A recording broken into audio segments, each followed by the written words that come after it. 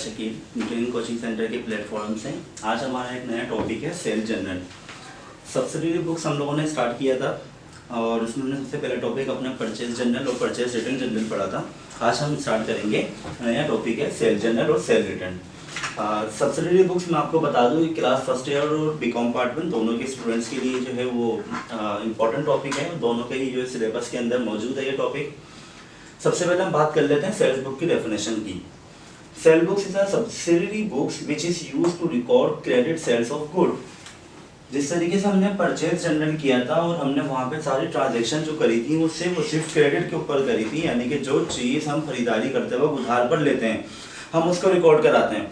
इसी तरीके से सेल्स बुक की अगर हम बात करें कि अगर कोई चीज़ हम किसी को बेचते हैं और उसको उधार की सूरत में बेचें, यानी कि हम उससे पैसे बाद में लें उस चीज़ के, तो वो हमारा क्या कहलाता है, क्रेडिट सेल्स ऑफ गुड्स कहलाती हैं। अच्छा, यहाँ हम सिर्फ बात करेंगे अशियाओं की, यानी कि जो आपकी मर्चेंडाइज होती है, सिर्फ उस चीज़ के ऊपर हम बात करेंगे।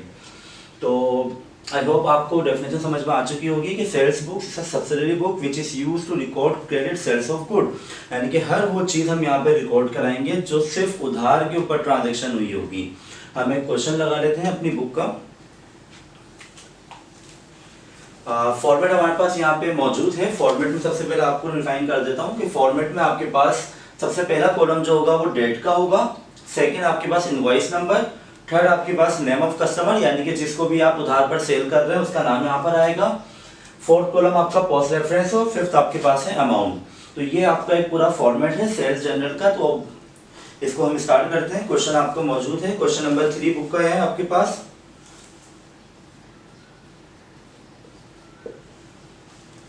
उसके आपके पास जो सबसे पहले आ जाएगा डिलक्स फर्निशिंग को।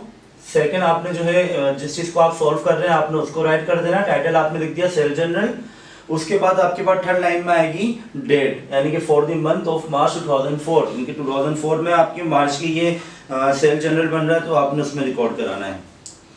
अच्छा जी, सबसे पहले आपके पास जो है वो एंट्री मौजूद है मार्च 4 की। आपने एक कॉलम यहाँ ड्रॉ कर लेना है इस तरीके से, और यहाँ पे आप एक साइड पे लिख देंगे मार्च और यहाँ जस्ट आपने डेट राइट कर देनी है। अगेन आपने सब जगह पे मार्च लिखने की जरूरत नहीं है।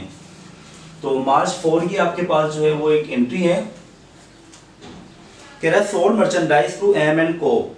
आपने एम एंड को कोई चीज बेची है। अब जब यहाँ पे कोई नाम आ जाए या क्रेडिट का वर्ड इस्तेमाल हो तो ही आपने यहाँ पे जो है वो उसकी एंट्री रिकॉर्ड करनी है। अगर कैश के ऊपर कोई चीज हो रही है, कैश के ऊपर ट्रांजैक्शन हो रही है, तो हम उसको यहाँ पे रिकॉर्ड नहीं कराएंगे। कैश की जितनी भी ट्रांजैक्शन होंगी वो सब कैश बुक के अंदर रिकॉर्ड होंगी, उधार वाली जितनी ट्रांजैक्शन होंगी वो सब यहाँ पे हम रिकॉर्ड कराएंगे। तो सबसे पहली चीज कह रहा है sold merchandise to M and co, यानी कि एम एंड को आपने सेल किया है तो हमने यहाँ पे एम एंड को का नाम लिख दिया। उसके बाद कह रहा है इनवॉइस नंबर 6333, तो यहाँ पर आपने इनवॉइस नंबर राइट करनी है 633। अमाउंट आपके पास मौजूद है 29,000 का, वो हम अमाउंट लिख देंगे 29,000। फिर कह रहा है sold merchandise to Nawab and son. अब नवाब एंड सन को आप कोई चीज बेच रहे हैं यहाँ पे और इनवॉइस नंबर है 634, डेट मौजूद है 6, नाम लिख देंगे नवाब एंड सन्स।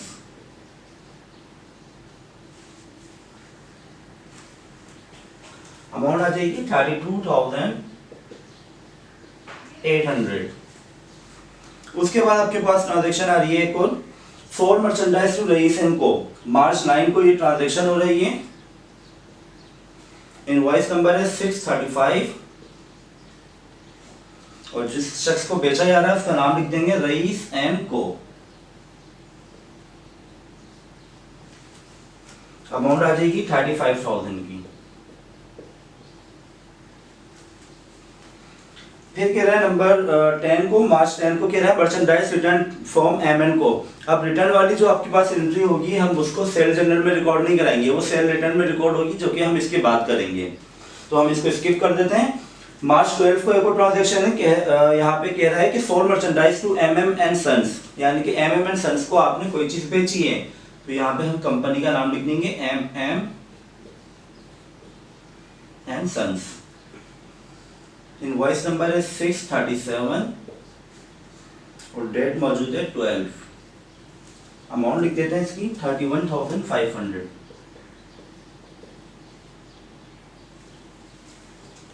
उसके बाद मजीद आपके पास मार्च 15 की एक और ट्रांजेक्शन है, sold merchandise to Aslam Zubair. Aslam Zubair को यहाँ पे मर्चेंडाइज जो है वो सोल्ड की जा रही है। इनवॉइस नंबर है 638, डेट मौजूद है आपके पास 15 और नाम लिख देंगे हम कंपनी का या जिस शख्स को बेची गई है, असलम जुबैर, और अमाउंट मौजूद है 31,100। इसके बाद एक और हमारे पास ट्रांजेक्शन मौजूद है, number 16, merchandise return from MM and sons. अब यहाँ पे रिटर्न हो रही है, तो रिटर्न वाली हम यहाँ पे जो है वो ट्रांजेक्शन रिकॉर्ड नहीं कराएंगे। फिर कह रहा है receive merchandise from Raees and co. अब यहाँ पे रईस एंड को से रिसीव की जा रही है कोई मर्चेंडाइज, लेकिन लाजमी सी बात है रिसीव यानी कि रिटर्न आ रही है हमारे पास, हम उसको भी रिकॉर्ड नहीं कराएंगे, यहाँ पे स्किप कर देते हैं इसको। फिर नंबर 16 को एक और ट्रांजेक्शन है, merchandise return from Aslam and Zubair. Again return वाली आपके पास ट्रांजेक्शन आ रही है, हम उसको भी स्किप कर देंगे। फिर मजीद कह रहा है merchandise consign to Raja brother. Consign कह रहे हैं या सेल कह रहे हैं, बात एक ही है आपके पास यहाँ पे। तो राजा ब्रोदर की हम यहाँ पे एंट्री रिकॉर्ड करा लेते हैं नंबर 18 को, और इनवॉइस नंबर है आपके पास 640, कंपनी का नाम है राजा ब्रोदर।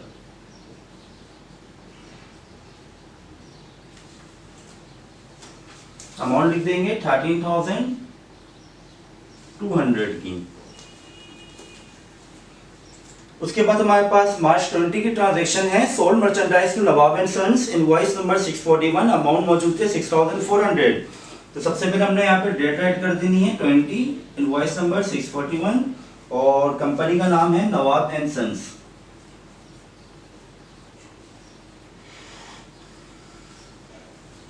और अमाउंट मौजूद है 6,400। फिर मजीद कह रहा है नंबर 25 को, मार्च 25 को merchandise return from Raja brother. Return हो रही है यहाँ पे, रिटर्न की हमने बता दिया है कि सेल जनरल के अंदर रिटर्न की अमाउंट नहीं आएगी। उसके बाद मजीद कह रहा है मार्च 27 को मर्चेंडाइज कॉन्साइन टू राजा ब्रोदर। कॉन्साइन के लिए या सेल के लिए बात एक ही है। नंबर 27 को है, इनवॉइस नंबर है 642 और जो कस्टमर है या कंपनी का नाम है हम वो लिख देंगे राजा ब्रोदर्स।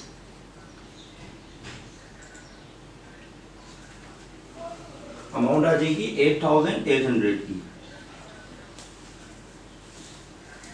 फिर कह रहे नंबर 30 को sold merchandise to Raees and को,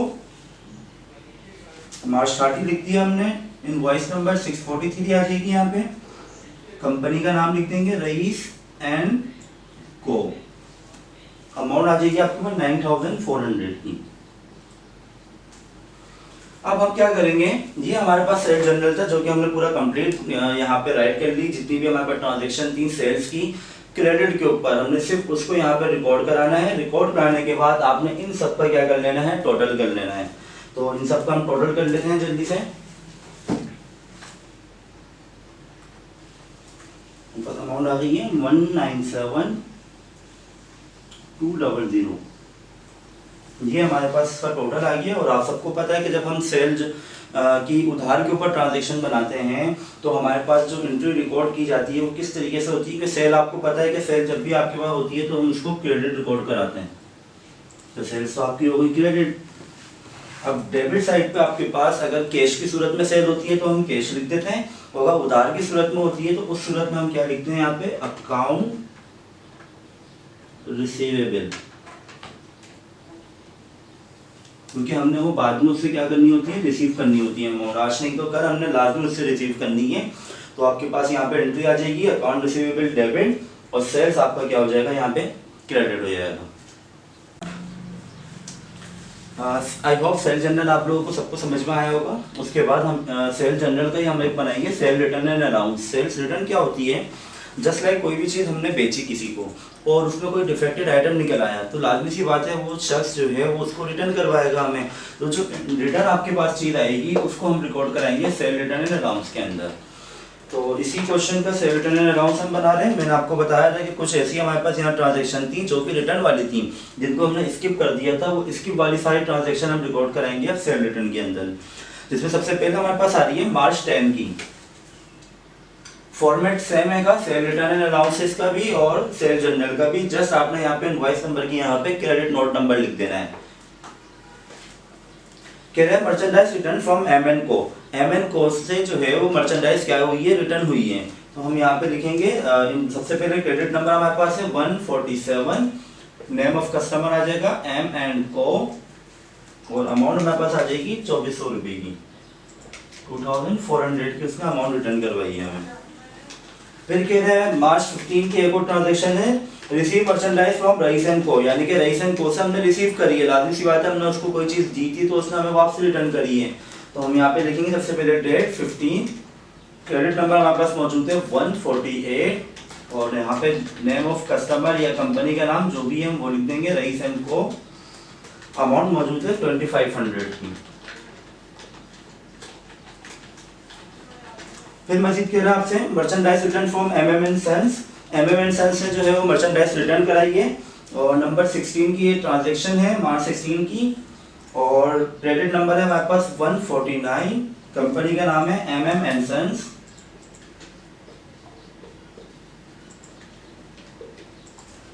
अमाउंट मौजूद है 200 की।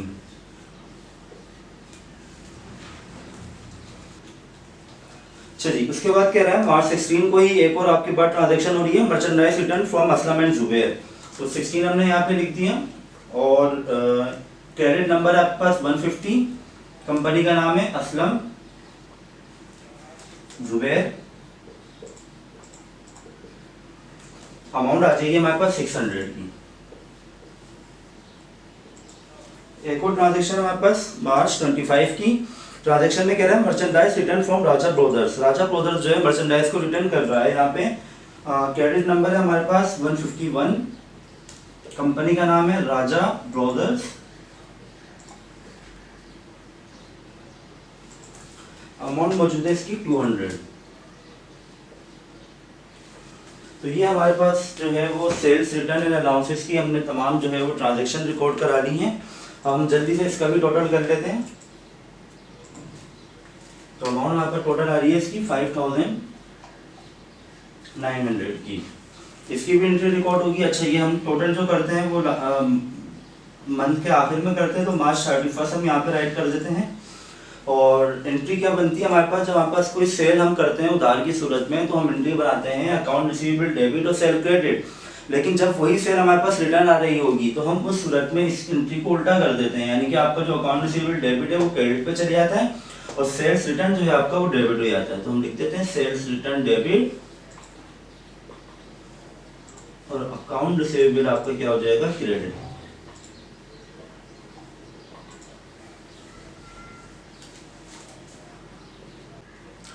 तो आज का हमारा टॉपिक जो था sale journal and salary return and allowance journal, I hope आप लोगों को सबको समझ में आया होगा। क्लास फर्स्ट ईयर और बीकॉम के दोनों स्टूडेंट्स के लिए इंपॉर्टेंट टॉपिक है। हर साल आपके सिलेबस के अंदर ये टॉपिक जो है वो पेपर्स के अंदर भी आता है, सिलेबस में भी आपके मौजूद है।